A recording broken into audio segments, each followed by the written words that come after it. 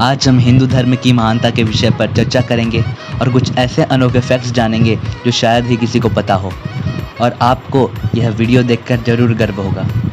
यह वीडियो विशेष रूप से उन लोगों के लिए है जो अपनी संस्कृति को ठुकराकर अन्य विदेशी संस्कृतियों को अपना रहे हैं। उन युवाओं के लिए है जो अपने कल्चर को अनलॉजिकल, बैकवर्ड और सुपरस्टिशियस मानते हैं। तो आइए शुरू करते हैं।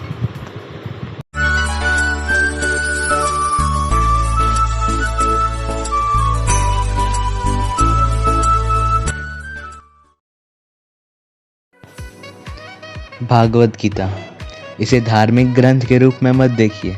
यह एक ऐसी किताब है जो हर धर्म संकटों का समाधान जानती है।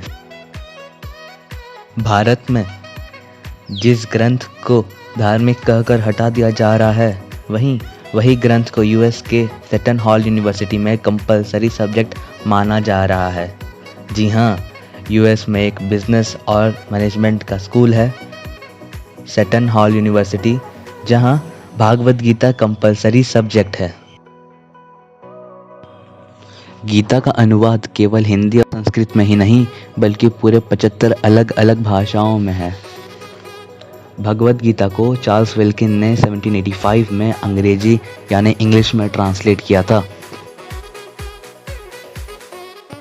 आपको तो यह पता ही होगा कि जगह बदलती है तो एक्सेंट भी बदल जाती है।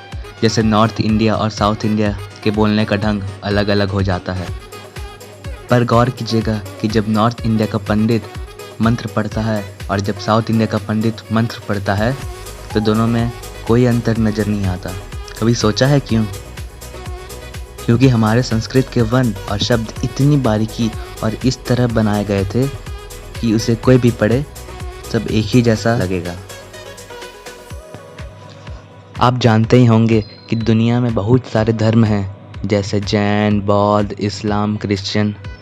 लेकिन अगर मैं पूछूं कि दुनिया का सबसे पुराना धर्म कौन सा है, तो आप क्या बता पाएंगे? आपको यह जानकर बहुत खुशी होगी कि दुनिया का सबसे पुराना धर्म सनातन धर्म है। विश्व प्रचलित योग, जिसे दुनिया योगा के नाम से जानती है, वो भी हिंदू धर्म की ही देन है, जिसका उल्लेख ऋग्वेदा में भी किया गया था। ऐसा माना जाता है कि शिव जी अपने अधियोगी के रूप में धरती पर आए थे और योग के आसन सिखाए थे। पूरे भारत राष्ट्र में कितने मुख्य उपनिषद हैं? 108। यह अंक कुछ सुना सुना लग रहा है। 108 को हिंदू धर्म में बहुत धार्मिक माना गया है, और आपको यह जानकर आश्चर्य होगा कि पृथ्वी और सूर्य की दूरी उतनी ही है जितनी दूरी 108 सूर्य को एक साथ एक लाइन में लगाने से होगी, और चांद और पृथ्वी की भी दूरी उतनी ही है जितनी 108 चांद को एक साथ एक लाइन में लगाने से होगी। कितनी पावरफुल थी हमारी एस्ट्रोनॉमी। मैं आपसे एक प्रश्न करना चाहता हूँ। बताइए, सबसे बड़ा विष्णु जी का मंदिर कहाँ है? आपको लग रहा होगा कि होगा कहीं भारत में ही, परंतु मैं आपको सूचित करना चाहता हूँ कि वो भारत में नहीं है। सबसे बड़ा विष्णु जी का मंदिर कंबोडिया नामक देश में है, जिस मंदिर का नाम अंकोर वाट। यह बात जानकर आपको बहुत खुशी होगी कि हमारा जो हिंदू धर्म है वह हर एक चीज़ का आदर करता है।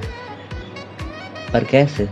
बहुतों को आप कहते सुने होंगे कि हिंदू ही एक ऐसा धर्म है जहाँ करोड़ों देवी देवता की पूजा की जाती है।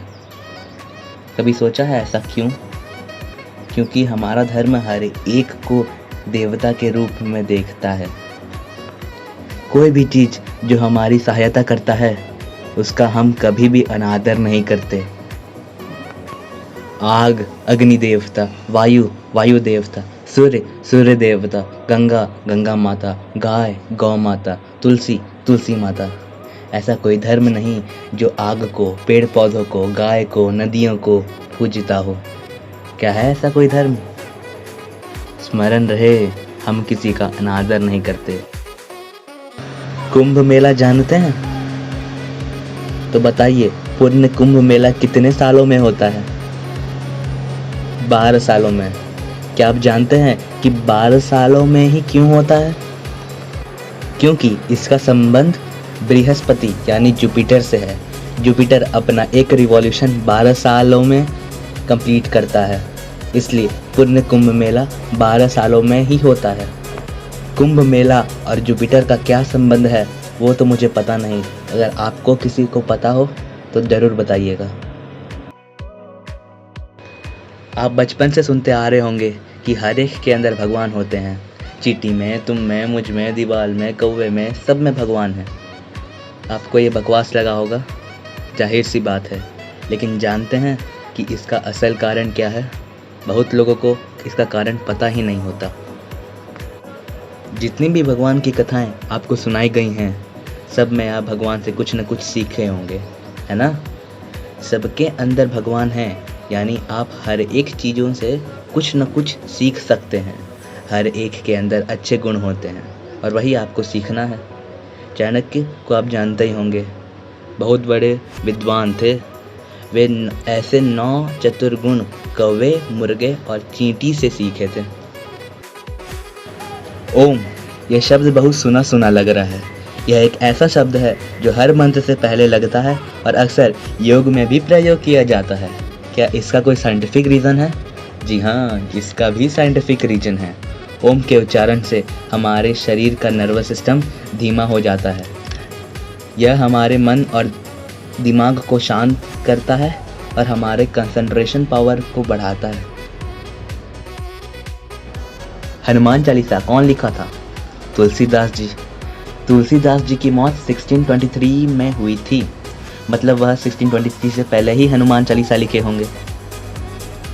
क्या आप जानते हैं कि सूर्य और पृथ्वी की दूरी सबसे पहले 1653 में नापी गई थी, परंतु तुलसीदास जी ने 1623 से पहले ही हनुमान चालीसा में सूर्य और पृथ्वी की दूरी लिख डाली थी। युग सहस्त्र योजन पर भानु, लील्योताहि मधुर फल जानू। अर्थात एक युग यानी 12,000 वर्ष, एक सहस्त्र यानी 1,000, एक योजन यानी 8 माइल्स।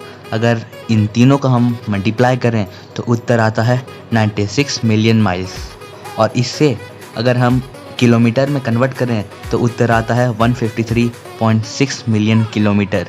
ये नासा के द्वारा निकाली गई दूरी के अप्रॉक्स है। यह सब सुनकर आपके मन में गर्व की भावना जरूर ही उत्पन्न हुई होगी। ऐसे ही हिंदू धर्म पे गर्व कीजिए और नीचे दिए गए लाल बटन को दबा दीजिए।